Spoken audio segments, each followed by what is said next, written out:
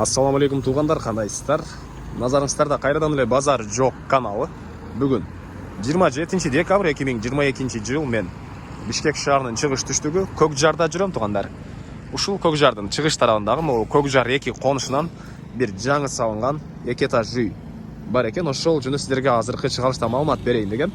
Биринчи болуп баруу жолун түшүндүрөйүн. Азыр бул көрүп турган жериңиздер Акунбаев жана Достоевский көчөсүнүн кесилишинде турам. Сиздер ушул Достоевский көчөсүнө жетип келип эле оң тарапка бурулуп, анан түз басып экинчи көчө менен сол тарапка түз барсаңыздар тугандар, болжол менен ушул жерден 500-600 метр аралыкта сатылуучу үйүбүз жайгашкан. Дагы толугураак ээсинин номери экранда турат. Ошол экранда телефон менен эле сүйлөшүп барсаңыздар болот тугандар. Анан бул жерге чейин маршруткалар келет тугандар. Бул жерден деле маршрутка өтөт, бул көчөнөн деле. Конуштун өзүнө деле маршрутка барат. Мынакей бул жактан 138 келип аткан учуру. Так. Анан дагы эмне маалымат? Мектеп боюнча айтсак, мектепке бул Көкжарга келишет экен балдар. Көкжар 2 конушунун мектеби өзү мынакей бош жерге жакын каракта салынат деген оюн айтты үй ээси. Сайдик мектептер бул жактагы бош жерге салынат экен. Мына ушундай. Анда эмесе мен сатылуучу үйгө карай жол алдым. Сиздер лайктан басып, өз оюңуздарды комментарийге жазып туруңуздар. Жана күн сайын Бишкек шаарынан Чүй областынан сатылуучу үйлөрдү көргүңүздөр келсе, подписаться баскычын басып кетиңиздер тугандар. Мынакей тугандар, келүү жолун түшүндүргөнчө бүгүнкү чыгарылыштагы сатылуучу үйгө да жетип келип калдым тугандар. Мынакей бул үйүбүздүн көчө тараптан көрүнүшү. Көрүп турганыңыздардай пескалок менен забор жана темирден болгон дарбаза орнотулган. Түндүк чек арасы мынакей бул жерден башталат. Түштүк чек арасы бул забор бүткөн жерге чейин. Жалпысынан жердин аянты 4 соток тугандар. Анан район жөнүндө айтсак, мынакей көрүп турасыздар районду. Мондай чоң-чоң үйлөр салынып атат. Көчөлөрүнө свет бар, прожекторлор орнотулуптур жана чыгыш тарабыбыз Көкжар. Бул жакта түштүк тарабыбызда Ачакей деген городок жана бир аз дагы түштүк башты карай бассаңыздар село Көкжар болуп калат. Түндүк тарапта Туңгуч, Алтын Орто конуштары тугандар. Мына ушундай негизинен район жөнүндө айтсак, мынакей көрүп турасыздар, абасы таза, Бишкек шаарынын түштүгүрөгүндө жайгашкан, түштүк чыгышында. Мына ушундай абасы да жакшы райондордун бири тугандар. Эми короосуна кирип калган маалыматтарды берейин. Мектеп боюнча айтсак, азыркы учурда мектептин Көкжардын мектебине сайдигине барышат экен. Так. Мынакей бул короосунун көрүнүшү. Жердин аянты 4 соток. Киргенде эле бул жакта мондай брусчатка, оң тарапта арча дарактары. Бул жакта мынакей жаш мондай бактар жана бул жакта навес, очок, барбекю бары бар алгандар. Суу азыркы учурда скважина экен. Негизинен район жакшы, могу жакын каракта суулар, газ бары келет деген оюн айтты үй ээси. Анан отопление боюнча айтсак, паровой отопление көмүр менен жылытат. Биринчи тарапта канализациянын суусу септикке тугандар. Септикке куюлат. Септик бул жакта өзүнчө септик жана бул жакта очоктун раковинасы үчүн деле бул жакта өзүнчө септик орнотулуптур. Септикке коюлат тугандар. Мына ошондой. Анан бул жакта мына көрүп турасыздар. Ылдый тарабы керамогранит, бул жактар кафель менен катталган очоктор, барбекю раковинанын жайы тугандар. Анан бул үйүбүздүн түштүк тарабы. Мынакей. Бул жакта деле мондай бир аз жер жемиш эккенге же газон эккенге жай бар. Кошуналар менен болгон чек аралар пескалок менен тосулган. Анан бул үйүбүздүн түштүк тараптан көрүнүшү. Үй 210 квадрат метр тугандар. 210 квадрат метр толук түрдө кирпич менен бүтүрүлгөн. Тышкы тараптан утеплять этилип, анын тышкы тарабынан декор, мынакей декор кылынган. Биринчи этаж менен экинчи этаждын ортосунда монолит коюлган тугандар. Негизинен үйдү өзүм үчүн сапаттуу кылып жашайм деп салгам дейт. Бирок үй ээси өзү ачыгын эле айтайын, айтта деген эмес болчу. Ээлери Америкада жумуш кылат экен, ошого кээ бир себептерден улам сатып аткан учуру азыркы учурда үй жаңы эле салынган. Ошол өзү Кошмо Штаттарында иштегенде байланыштуу сатып аткан учуру тугандар. Так, эми эшик тарабын көргөзөйүн. Бул мынакей кире бериши.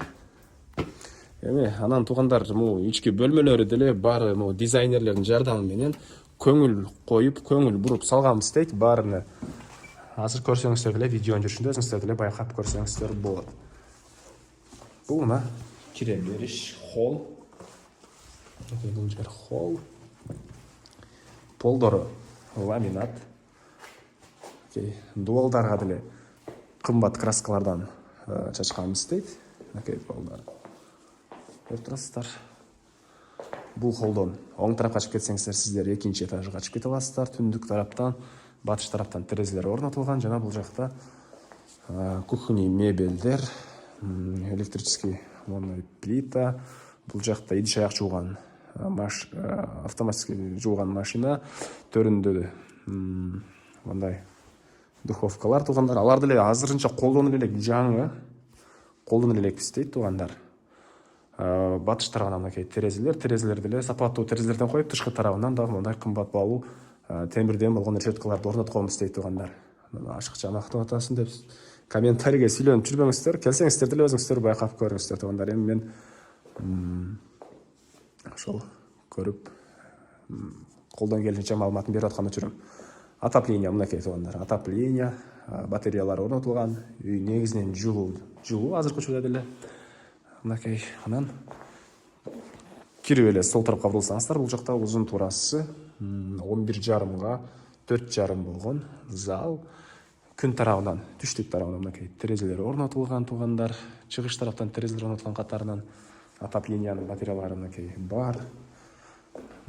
Ушундай көрүнүштө биздин фирменный сөзүбүз. Көрүнүштө деген сөздү ушул канал ачылгандан бери айтам.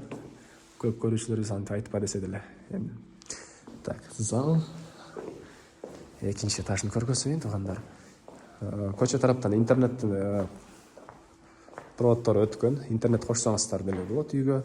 Анан бул жакта биринчи этажда үйдүн ички тарабында ажаткана бар туугандар. Экинчи этажда душ, ванна. Экинчи этажда.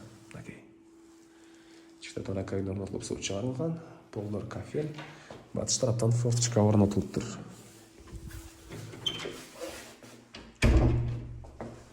Эми экинчи этажды көргөзөйүн. Негизинен үй мага жакты, район деле жакшы райондордун бири туугандар. Мынакей бул экинчи этажга чыккан тепкичтер. Чыгаштан болгон тепкичтер. Бул экинчи этаждын холлу туугандар. Мынакей. Мебелдин баары калат. Үй ээси бир эле тапчыкамды алып кетем деген оюн айтты. Экинчи этаждын холлуна чыгыш тараптан жана түндүк тараптан терезелер орнотулган, отопление батареялары. Бул жактарына көргөзө кетейин. Точкаларды. Мына ушундай көрүнүштө. Анан бул жерден калган бөлмөлөргө өтүп кете алабыз. Биринчи эле бул жакта улуттук бөлмө. Баары дизайнердин көмөгү менен, жардамы менен кылынган үйлөр. Бөлмөлөрдүн баары дизайнердин кызматы менен кылынган дейт үй ээлери туугандар. Кыйналып кетип ушул сөздү айтам деп байкап калсаңыздар керек. Так, чыгыш тараптан жана түштүк тараптан терезелер орнотулган. Андан ары бул жакта мондай коридор дейсизби? Эмне болуп калат ошондо? Кыскасы бул жерден биз калган бөлмөлөргө өтүп кете алабыз. Мына бөлмөлөр аралык эшиктери, көрүп турганыңыздар эшиктер орнотулган. Негизинен сапаттуудай эле көрүнөт. Келсеңиздер да өзүңүздөр байкап көрсөңүздөр болот. Анан бул жакта бир детский бөлмө. Батыш тараптан пластик терезелер орнотулган туугандар.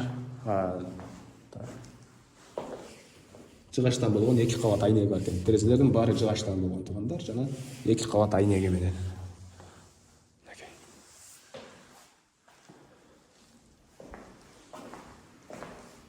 Негизи жыгачтан болгон терезелер ден соолукка пайдалуу деп уккам.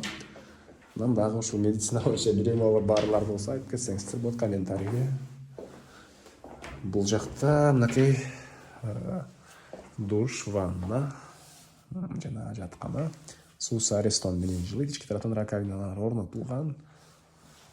Батыш тараптан форточка орнотулуптур туугандар. Анан бул жакта бир спальный бөлмө.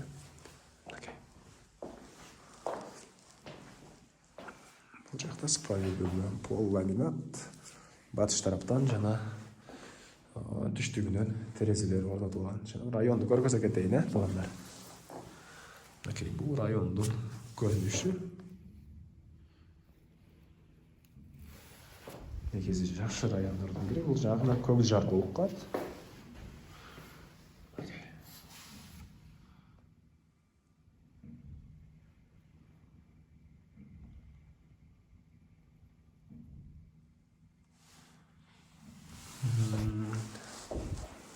Айтылбаган эмне маалымат?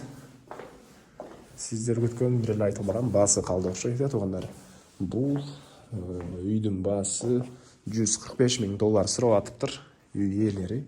Анан дагы сүйлөшүү болот, бир аз арзандатуу болот. Сүйлөшүп көрүңүздөр. Сүйлөшүү болот туугандар.